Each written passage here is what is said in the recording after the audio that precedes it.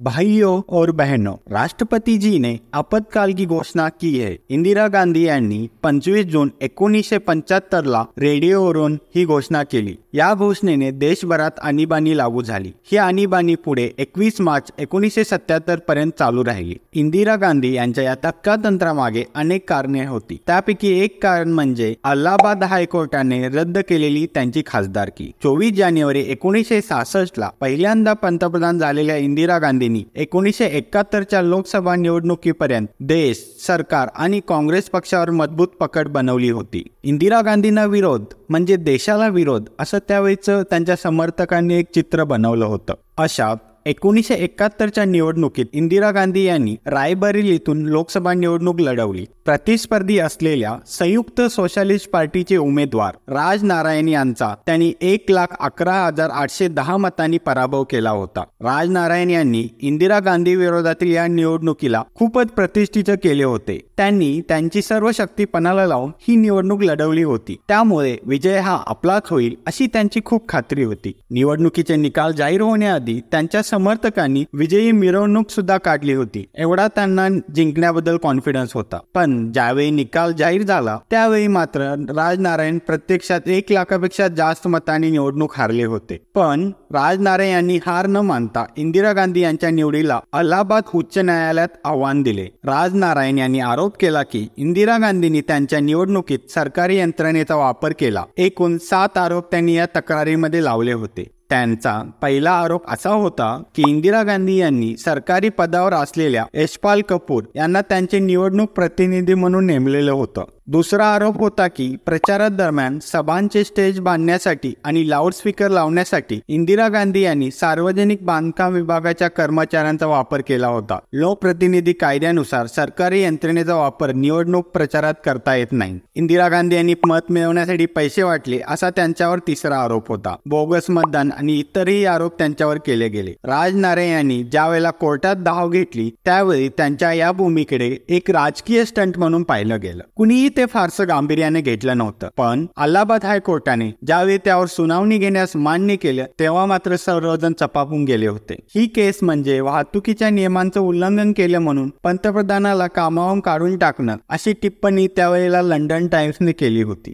18 मार्च 1975 रोजी इंदिरा गांधी यांना या प्रकरणी कोर्टात हजर राहण्याचे आदेश देण्यात आले. भारताच्या इतिहासात पहिल्यांदाच कुठल्या तरी पंतप्रधानांना कोर्टात हजर राहण्यास सांगितले होते. इंदिरा गांधी न्यायमूर्ती जगमोहन लाल सिन्हा यांच्या कोर्टात हजर राहिल्या. त्या दिवशी कोर्टात तब्बल 5 तास त्यांच्याशी सवाल जवाब करण्यात आले. इंदिरा गांधी यांची साक्ष झाल्यानंतर निकाल सुरक्षित ठेवण्यात आला. या सर्व घडामोडीमधून कोर्टाचा निर्णय आपल्या विरोधात जाऊ शकतो हे इंदिरा गांधी व त्यांच्या समर्थकांच्या लक्षात आलं होतं. 12 जून 1975ची ती सकाळी 10 वाजायच्या आतच अलाहाबाद हायकोर्टाची 24व्या क्रमांकाची कोर्टरूम भरून गेली होती. पाय ठेवायला सुद्धा जागा राहिला नव्हता. या कोर्टाचे न्यायाधीश जगमोहन लाल सिन्हा यांच्या निर्णयाकडे संपूर्ण देशाचं लक्ष लागलं होतं. बरोबर 10 वाजता ते त्यांच्या चेंबरमधून कोर्टरूम मध्ये आले. सर्वजण आदराने उठून उभे राहिले. निकालाचं वाचन सुरू करताच त्यांनी सुरुवातीला सांगितलं की त्यांना राज नारायण यांच्या याचिकेतील काही मुद्दे योग्य वाटतात. कोर्टात बसलेल्या सर्वांना आता अंदाज आला होता की इंदिरा गांधी यांची निवड रद्द केली जाऊ शकते. अशात तिकडे नवी दिल्लीमध्ये न्यूज एजन्सीच्या कार्यालयामध्ये टेलिप्रिंटर्स वाजायला लागले. असाच एक टेलिप्रिंटर पंतप्रधान कार्यालयात सुद्धा बसवण्यात आला होता.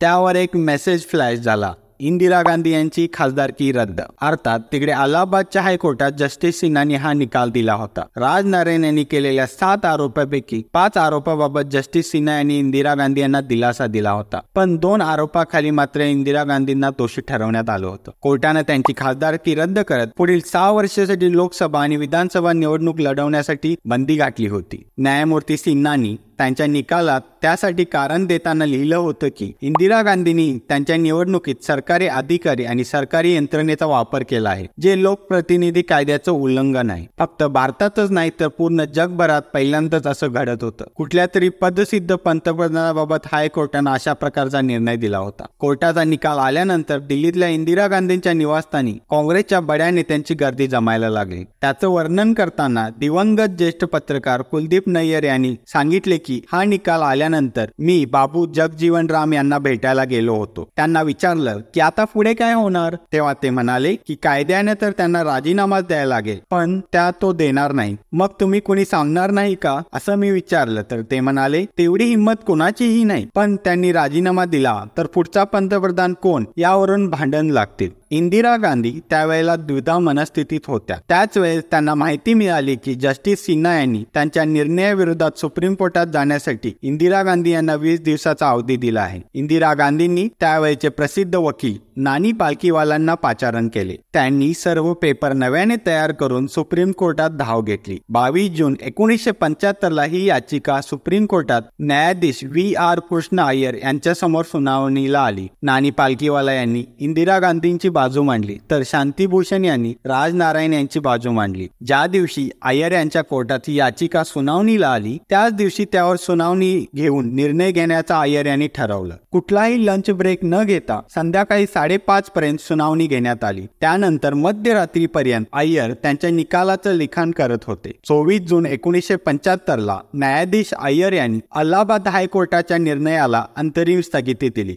इंदिरा गांधींना पंतप्रधान म्हणून संसदेच्या कामकाजात भाग घेण्याची आणि भाषण करण्याची मुभा देण्यात आली, पण एक खासदार म्हणून त्यांच्या संसदेच्या कामकाजात आणि मतदान करण्यापासून रोखण्यात आलं होतं. म्हणजेच सुप्रीम कोर्टानं त्यांना खासदारकी परत दिली होती, पण काही मर्यादा घालून. पण तोपर्यंत विरोधी पक्षांनी इंदिरा गांधी यांच्या विरोधात देशभरात रान पेटवलं होतं. 25 जूनला दिल्लीतल्या रामलीला मैदानावर जयप्रकाश नारायण यांची मोठी सभा झाली. त्यांनी त्यांच्या भाषणाची सुरुवात प्रसिद्ध कवी दिनकर यांच्या सिंहासन खाली करो की जनता आती है या कवितेने केले. त्यांच्या या सभेनंतर इंदिरा गांधी रेडिओवर आल्या आणि म्हणाल्या, भाई और बहनों, राष्ट्रपति जी ने आपातकाल की घोषणा की है, इससे आतंकित होने का कोई कारण नहीं है. त्यानंतर जे घडलं ते पूर्ण इतिहासच आहे. 1977 जेव्हा आणीबाणी उठवण्यात आली तेव्हा देशात लोकसभेच्या निवडणुका घेण्यात आल्या. त्यावेळी राजनारायण यांनी पुन्हा एकदा इंदिरा गांधी यांना रायबरेलीमध्ये आव्हान दिलं. यावेळी मात्र ते निवडणूक जिंकले आणि मोरारजी देसाई सरकारमध्ये आरोग्य मंत्री झाले.